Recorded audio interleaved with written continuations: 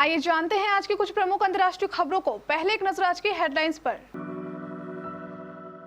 सोनीपत में हैवानियत, 4 युवकों ने 2 नाबालिग बहनों से किया सामूहिक दुष्कर्म, कीटनाशक पिलाकर ली जान। पाकिस्तान में लगे जय श्री राम के नारे, मंदिर के मुद्दों पर कराची में जुटे लोग। सुप्रीम कोर्ट, सांसद विधायकों के खिलाफ मामला हाई कोर्ट की मंजूरी के बगैर वापस नहीं होगा, 4 दलों पर ठोका जुर्माना। जौनपुर पुलिस को बड़ी कामयाबी, एटीएम केस वैन गार्ड के हत्यारोपी दोनों बदमाश मुठभेड़ में ढेर। संसद लोकसभा में ओबीसी से जुड़े बिल पर चर्चा जारी, अधीर रंजन बोले 50% से ज्यादा आरक्षण की व्यवस्था हो। जम्मू कश्मीर, आतंकियों ने श्रीनगर में किया ग्रेनेड हमला, 9 नागरिक घायल। सरकार का जवाब, जम्मू कश्मीर में अब तक सिर्फ 2 ही लोगों ने खरीदी जमीन, अनुच्छेद 370 हटने के बाद मिली थी छूट। नया संकट, कोरोना के बीच एक और खतरा, पश्चिम अफ्रीकी देश में मिला घातक मारबर्ग वायरस का पहला मामला। दुखद, मलयालम अभिनेत्री शरण्या शशि का निधन, 35 की उम्र में ली आखिरी सांस। क्रिकेट को ओलंपिक में शामिल कराने की हो रही तैयारी, आईसीसी ने दिया बड़ा अपडेट।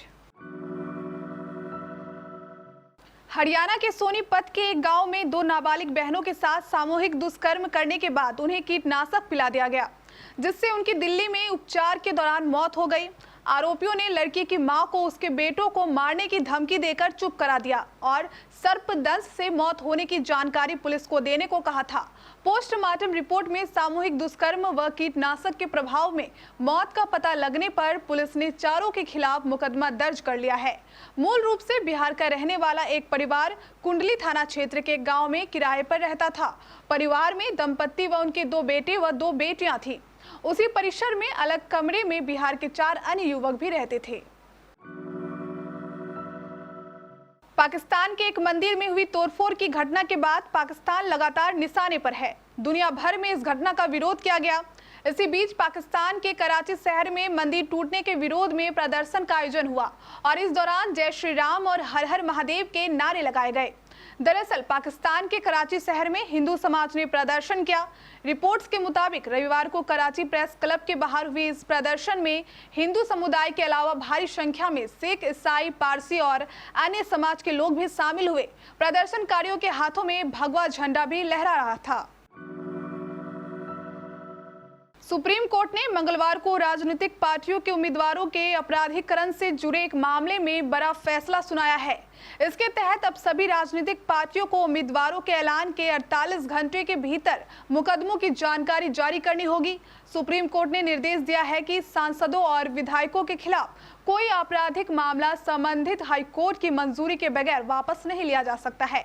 सुप्रीम कोर्ट ने अपने फैसले में कांग्रेस, भाजपा, एनसीपी व माकपा पर जुर्माना भी ठोका है। उत्तर प्रदेश की जौनपुर पुलिस को बड़ी कामयाबी मिली है। बक्सा थाना क्षेत्र के धनिया मऊ बाजार में सोमवार अपराह करीब 3 बजे एजीएस कंपनी के कैश वैन के गार्ड की गोली मारकर हत्या करने वाले दोनों बदमाशों का पुलिस ने 14 घंटे के बाद ही एनकाउंटर कर दिया। पुलिस अधीक्षक अजय साहनी के मुताबिक मंगलवार की सुबह 5:30 बजे सिंगरा मऊ थाना क्षेत्र के बहरा पीली नदी के समीप हाईवे और रेलवे क्रॉसिंग के बीच मुठभेड़ हुई है। पेगासस मुद्दे पर चर्चा को लेकर संसद में जहां गतिरोध लगातार जारी है, वहीं लोकसभा के लिए आज अहम दिन है, क्योंकि ओबीसी से जुड़े विधेयक पर चर्चा हो रही है। बता दें कि इस विधेयक के माध्यम से केंद्र सरकार अन्य पिछड़ा वर्ग को साधने की कोशिश कर रही है। इसके लिए वह राज्यों को ओबीसी की सूची बनाने का अधिकार दे रही है। अधीर रंजन चौधरी ने कहा कि यूपी, उत्तराखंड में चुनाव है, इसलिए आप लोगों को खुश करने के लिए संशोधन लाए हैं। विपक्ष के हंगामे के चलते राज्यसभा की कार्यवाही दोपहर 2 बजे तक के लिए स्थगित कर दी गई है। लोकसभा में ओबीसी से जुड़े बिल पर चर्चा के दौरान लोकसभा के कांग्रेस के नेता अधीर रंजन चौधरी ने पेगासस मुद्दे पर जांच की मांग उठाने लगे, जिसके बाद अध्यक्ष ओम बिरला ने उन्हें संबंधित विषय पर बोलने को कहा।